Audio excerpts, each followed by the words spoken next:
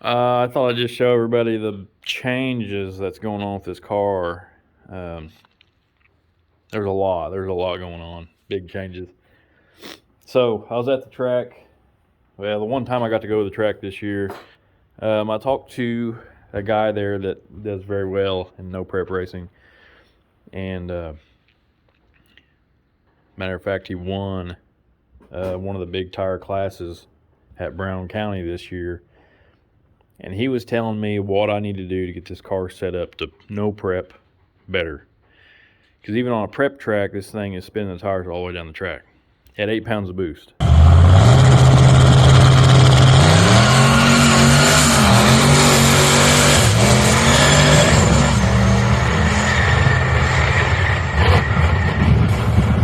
So I'm not putting any power to the ground really, and the thing is only running low sevens with 8 pounds. So let's go through some of the things that I started on and hopefully can finish within the next 4 months. Where do I start? Okay, we'll go front to back. If you haven't noticed, the radiator is gone.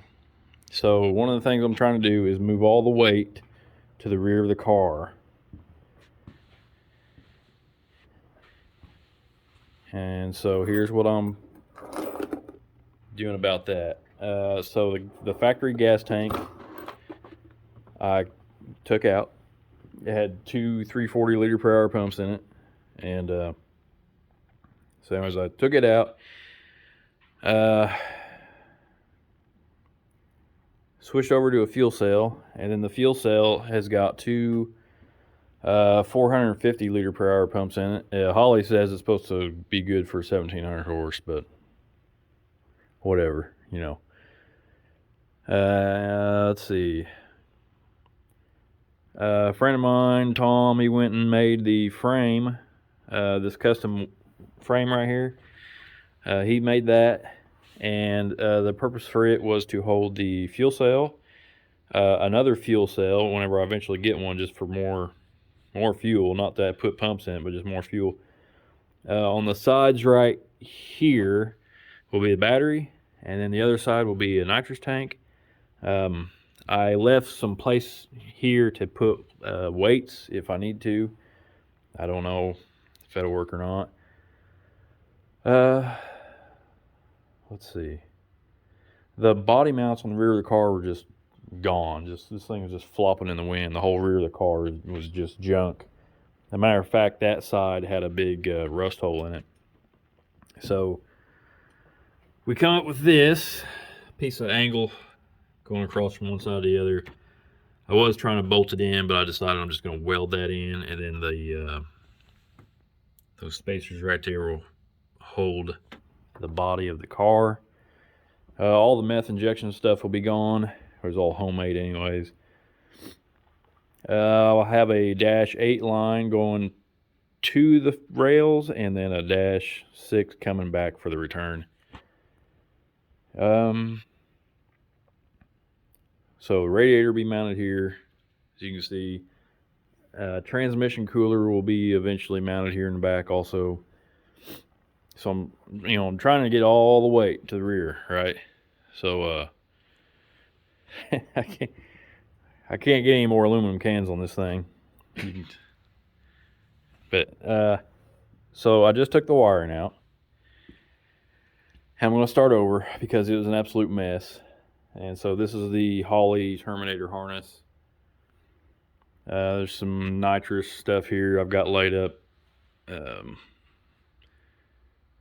The water lines going from the radiator to the front of the car, I haven't got that figured out yet. I've got some hose laying here, but I don't know exactly how I'm going to do it. The filler tank, I think I'm going to add another filler to the side of the radiator coming up, like right here next to the tank, next to this tank. So that way it'd make it easier to fill and get air out of the system.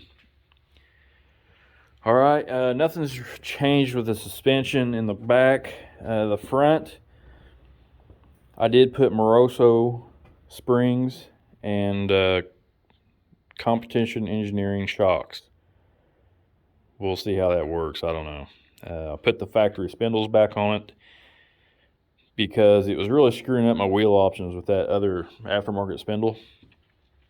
A lot of my wheels wouldn't fit on here. Matter of fact, these wheels, which are GTO spares, they wouldn't go on either. I had to use a spacer. I think that's why I put the spacer on it. But a lot of them were hitting the, I think the ball joint, or the tie rod end was hitting a lot of my wheels. So there's that. And then manual steering gearbox, I put that on.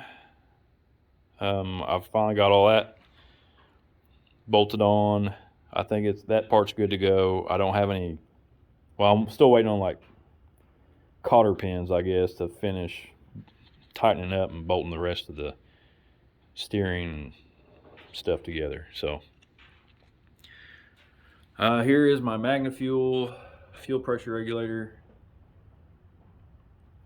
and I'll try to make a little bit of a video on how I was routing those lines and how I'm going to make them. The turbo right now is going to stay up front, and I would like to eventually move that further back. I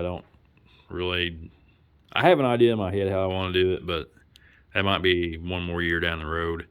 I feel like the changes I'm making right now are going to help significantly, you know. So I don't know how much weight I'd actually took off the front. I didn't take weight out of the car. I just moved it from the front to the back. I took the front sway bar off. I don't know. See how that works out. The rear sway bar is still on. Anti-sway bar, I guess I should say.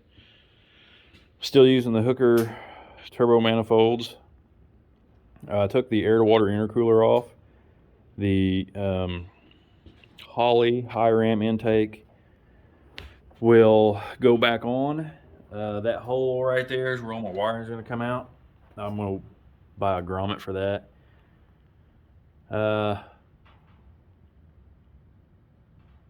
I think I'm going to go back to the Holley high ram lid for right now to begin with. We'll see how that works out. I have to make a new pipe from the turbo. Let's see, what else?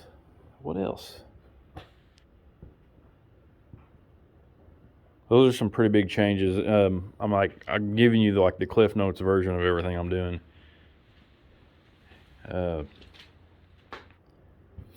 Like I said, I hope in the next 4 months I get it done. I'd like to have it done, ready for testing, the very first test and tune, which will probably be April for me.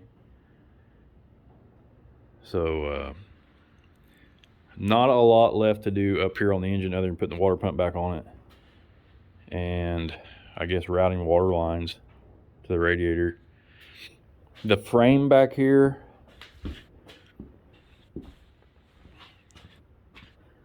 I've still got to add these up here. I got to cut some material off that, like an inch or so. So we got to do that, and then that thing will be ready to paint. And then after I add my plates back here for everything to sit on, battery and battery box, nitrous tank, and all that, then I guess it'll be ready to paint then, right? So fuel lines are routed under the car. I've got some pass-through connectors to mount up here, so they'll come out, go to the fuel lines. I've got this idea on how I want to just put sheet metal back here to close off this area, because this ain't worth darn, right? It's got two really good fans on the bottom side of that radiator, so air is going to come up from underneath the car, get wedged in between the sheet metal and the radiator, and then pull through. Or that's the idea anyways. And then I have to rewire everything, or wire the pumps, wire nitrous, wire the engine, basically rewire the car. So there's a lot there. But yep, that's it. Just a short rundown on what all is going on. So talk at you later.